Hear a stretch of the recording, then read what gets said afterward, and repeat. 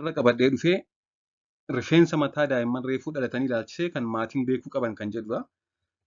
Chaanalii kanaaf haaraa taanaan Dr. Abarraa Olaaniin jedhama. Gargaaraa Piroofeesaraa fi Ispeeshaalistii yaala dhibee ijoollee fi daa'immaniiti. Akkasumas barreessaa kitaaba bu'uura fayyaa daa'immaniiti. Waa'ee fayyaa waan hedduu asirraa argattu waan ta'eef haaraa taanaan sabiskiraayib godhaa maatii ta'an jedha. Mee asumaan gara mata duree kiyyaatti seena. Kan jalqabaa rifeensa mataa daa'imman irraa akka dhalataniin dhaaduun faayidaa qaba kan jedhu. Maatiin tokko tokko rifeensa mataa daa'imman irraa dhaaduun akka baay'atee biqilu taasisa jedhanii yaadu. Haa ta'u malee rifeensa dhaaduun akka inni baay'atee biqilu hin taasisu. Kun beekamuu qaba jechuudha. Dafanii waan irraa dhaadaniif yoo irraa dhaadan rifeensi baay'atee hin biqilu jechuudha. Haalli rifeensa nama tokkoo kan irratti hundaa'u baay'ina hundee rifeensa uumamaan namni sun qabuu fi sanyiin kan deemudha.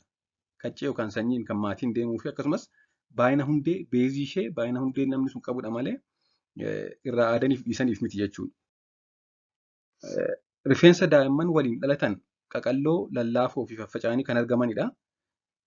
Faffaca'ee argama densely populated jechuudha. Lallaafoodhas qaqalloodhas. Kun ammoo yeroo rifeensi dulloomee kan haaraa bakka bu'aa deemu jijjiiramaa deema. Jalqaba qaqalloo lallaafoo faffaca'ee kan argamu haa ta'u malee rifeensi dulloome harca'ee haaraan bakka bu'aa yeroo deemu baay'ataa deema, dhedheerataa deema, jajjabaataas deema, baay'inni isaas dabalaa deema jechuudha. Rifeensa dhalootaan jiru irraa aaduun kan jalaan dhufu jiru akka inni ariitiin akka bakka bu'u taasisa waan ta'eef jijjiiramuu baay'ina halluu fi jabina rifeensaa kan booda suuta ofiin dhufu ariifachiisa.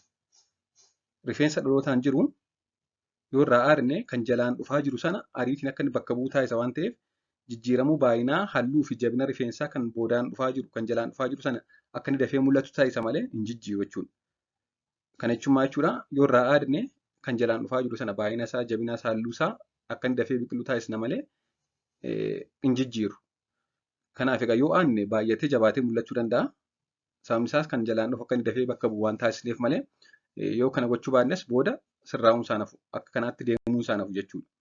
Akkuma dafanii irraa aaduun faayidaa qaba kanneen jedhan jiranis daa'imman irraa dafanii rifeensa mataa aaduun miidhaa qaba kanneen jedhanis jiru.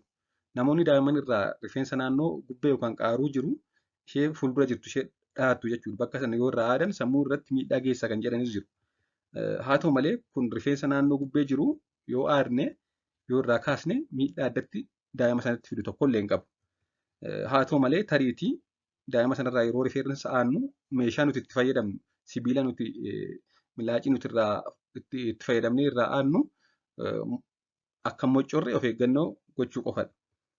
Kanaafuu daa'immaniif yeroo barbaannetti rifeensa irraa aaduun rakkoos faayidaas hin qabu. Yeroo barbaannetti dhalatanii ji'a akkasii kan jedhu jiru. Yeroo nuti toletti irraa aaduu dandeenya. Yoo dafnee aannes faayidaas miidhaas hin qabu. Yoo turree aannes faayidaas miidhaas hin qabu. Erga irraa aadame booda yoom akka deebi'ee biqilu kan jedhudha. Tokko tokko erga irraa aadee deebi'ee biqiluu didee yoom akka deebi'ee biqilu kan murteessu hundee rifeensa sanaati. Haa ta'u malee giddu galeessaan ji'a tokko keessatti deebi'ee biqiluu ni eegala. Maatiin tokko tokko erguma irraa aadennaan rifeensi biqiluu didee jedhu. Haa ta'u malee daa'imman tokko tokko biratti ji'a tokko ji'a lama illee fudhachuu danda'a. Tokko tokko biratti immoo dafeema kan biqilu jira.